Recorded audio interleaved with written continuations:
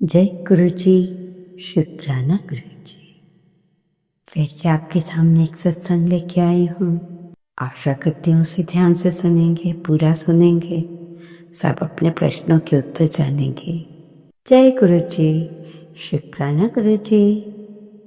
गुरु जी मुझे आज्ञा दो कि आज का मैं सत्संग शुरू करूँ। जय गुरु जी। संगत जी आप भी बोलिए ओम नमः शिवाय। शिव जी सदा सहाय। ओम नमः शिवाय। मेरे प्यारे गुरु जी सदा सहाय। गुरु जी के चरणों में कोटि कोटि नमन। इससे पहले जो गुरु जी के चरणों में लाइक सब्सक्राइब समर्पित करे, उसके घर में सुख समृद्धि की कभी कमी ना करें हमारे प्यारे गुरु जी। उन्हें भरपूर दें गुरु महाराज, उनकी हर इच्छा को पूर्ण करें।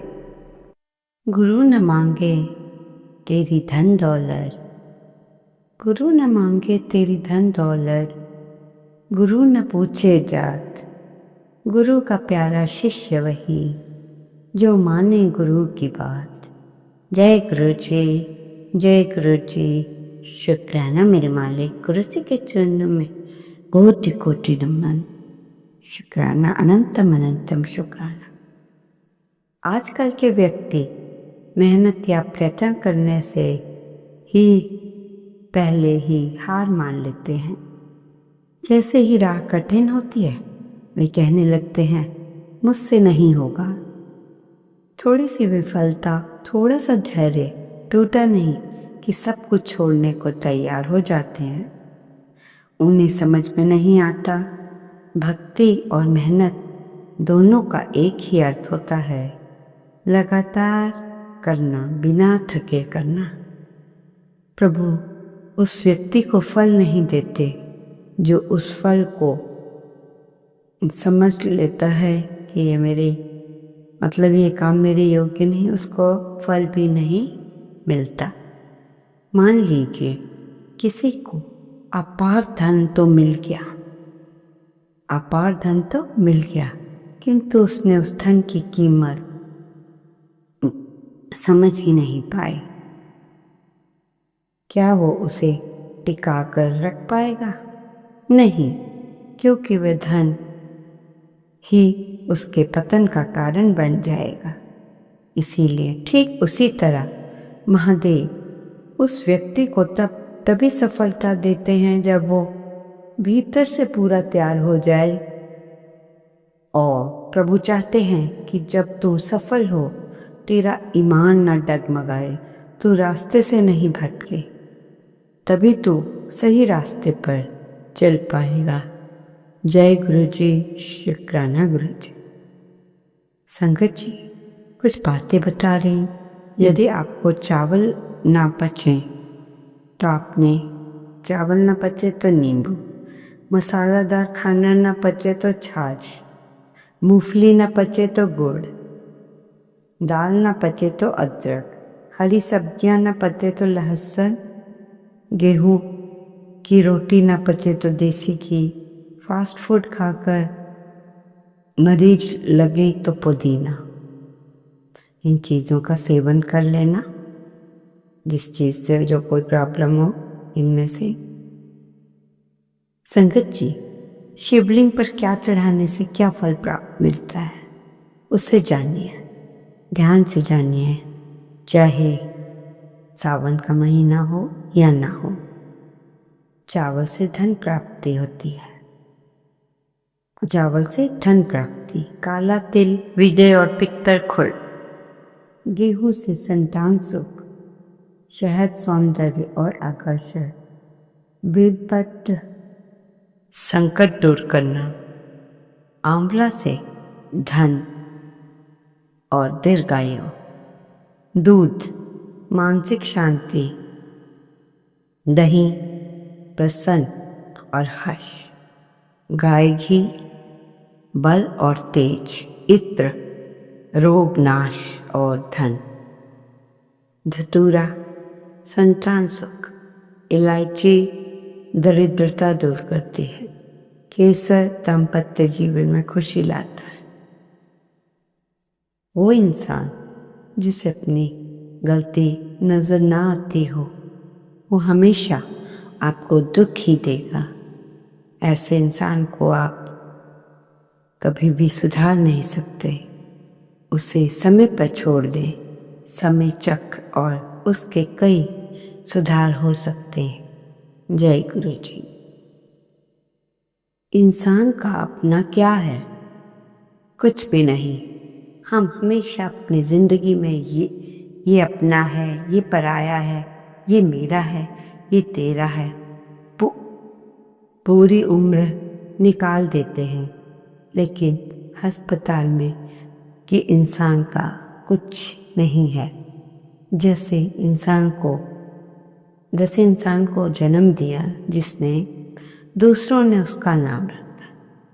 समझो, इंसान को जन्म दिया, दूसरों ने उसका नाम रखा, तो तीसरे ने उसे शिक्षा दी, दूसरे ने उसे रोजगार दिया, तो दूसरे ने यहाँ तक कि पहला और आखिरी सामान भी दूसरे ही देते हैं। मरने के बाद पूरी प्रॉपर्टी बच जाती है, वो भी दूसरों के अंदर। कान अपने पर लेकर नहीं आता, फिर इंसान इतना घमंड क्यों करता है? यही प्रश्न है। जबकि उसका एक भी पैसा नहीं है जिसको आप बोलते हो मेरा घर, वो आपका घर कैसे हो सकता है? वो तो ईंट पत्थरों का घर है। तो संगत जी, दिमाग से सोचें, अपने दिमाग का घमंड निकालें, अपने आप को बदलें। अभी भी आप पे समय है। इंसान, आप अपने आप को बदल सकते हैं अच्छे कार्यों में लगाकर। सबसे बड़ा दूसरे की मदद कर कर। अगर जो दूसरे की कोई मदद करता है, उसको पूजा पाठ की भी आवश्यकता नहीं होती। वो सच्चे दिल से दूसरों की सहायता करता है। हमारी तो पूजा पाठ तब व्यर्थ हो जाती है जब हम पूजा कर रहे होते हैं, पाखंड कर रहे होते हैं, दिखावा, और मन में पता नहीं क्या क्या चल रहा है। उससे हमारी सारी पूजा व्यर्थ हो जाती है।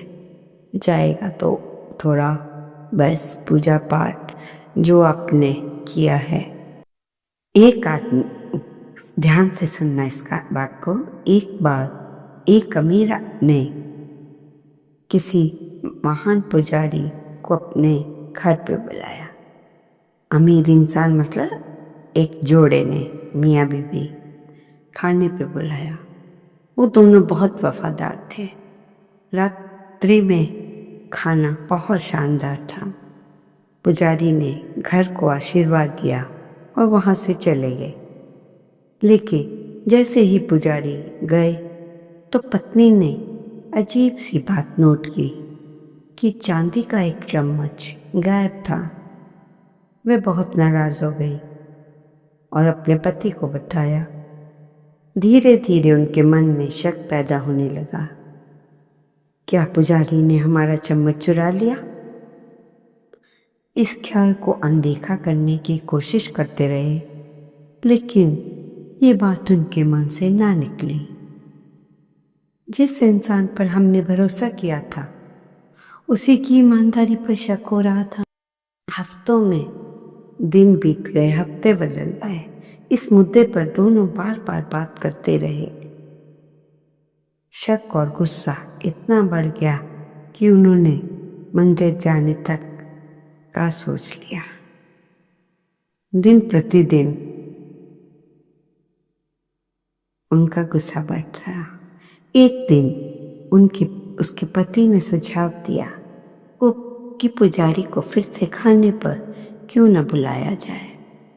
दोनों की सहमति होते ही दोनों ने कहा, ठीक है, हम पुजारी को दोबारा खाने पर बुलाएंगे। उन्होंने पुजारी को दोबारा खाने पे आमंत्रित किया और कुछ नहीं कहा, और हम उससे सीधे ही पूछेंगे। पुजारी ने खुशी खुशी निमंत्रण को स्वीकार कर लिया। लेकिन इस बार खाने के समय वातावरण थोड़ा तनावपूर्ण था।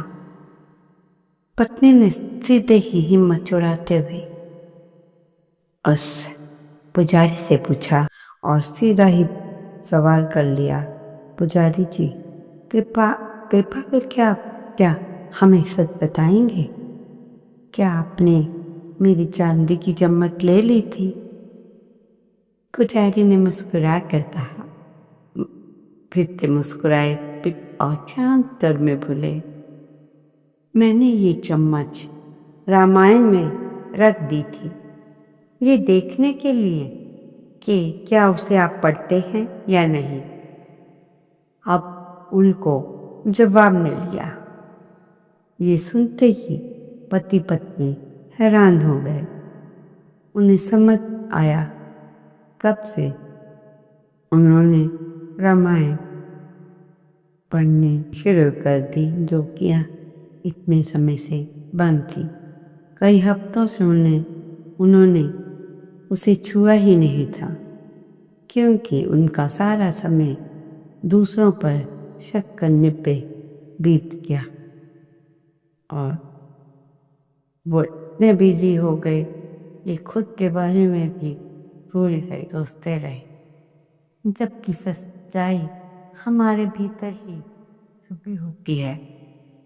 जब हम हर्ट होते हैं वह खुद की लापरवाही और उसका नतीजा हम देख ही रहे हैं। संगत जी, आप रात को सोते समय एक तांबे के लोटे में जल भरकर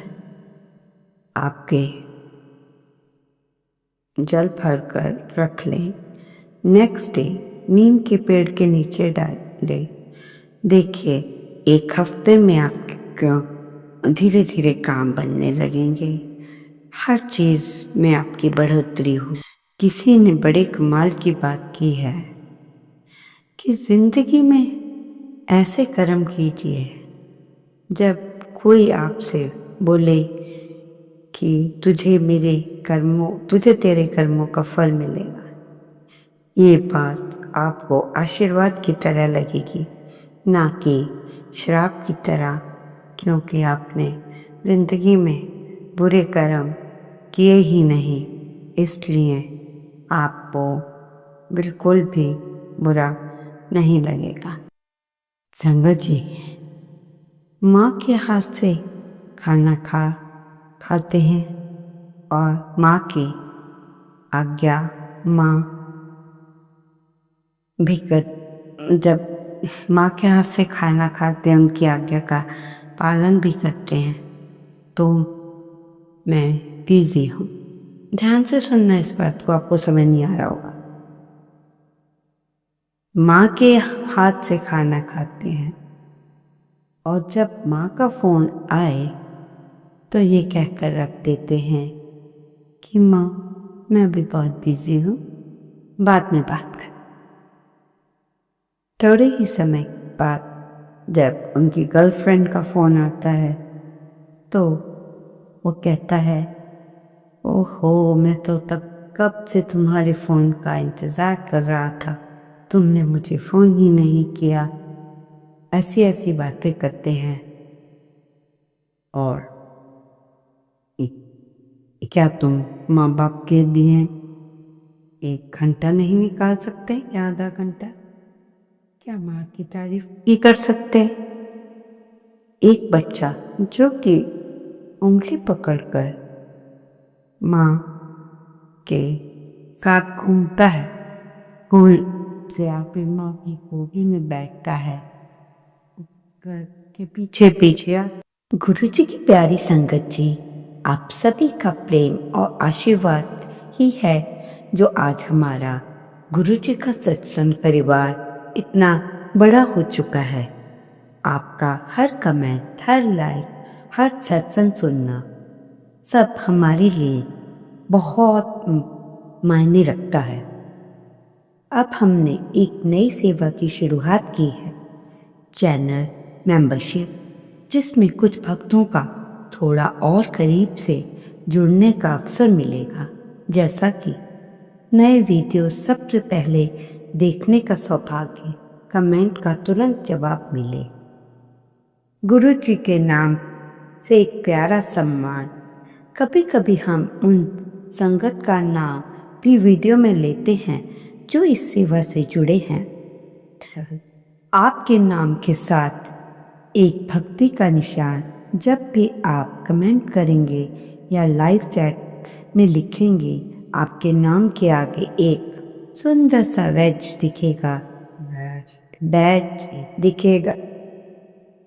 जो बताएगा कि आप सत्संग के खास सदस्य हो।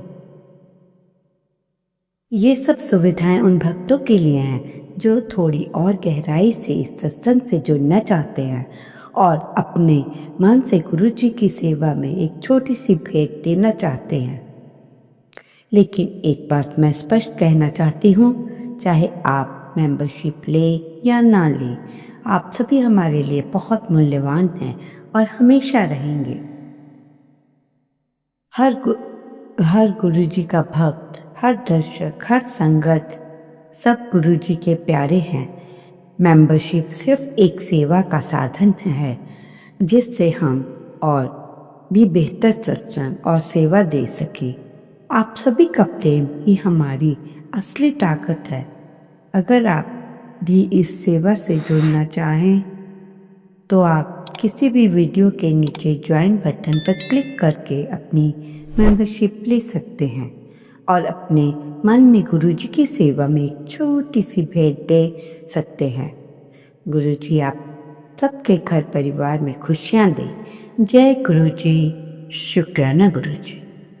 आपकी इस कमजोरी का फ़ायदा उठाकर आपको ही हर्ट करता है, इसलिए आपका ज़्यादा समय ना लेते हुए मैं आज का शुक्राना सत्संग यहीं समाप्त करते हुए अगले सत्संग की तैयारी करती हूँ और आपसे आज्ञा चाहती हूँ। आपके लिए फिर से एक नया सत्संग आएगा, उसके लिए आप तैयार रहिएगा। अच्छी अच्छी बातें लेके आऊँगी। आशा है इसमें आपको बहुत सारे संगत को अपने प्रश्नों के जवाब मिल रहे होंगे। तो संगत जी इसीलिए बोलते हैं पूरा सत्संग सुने, स्क्रॉल ना करें।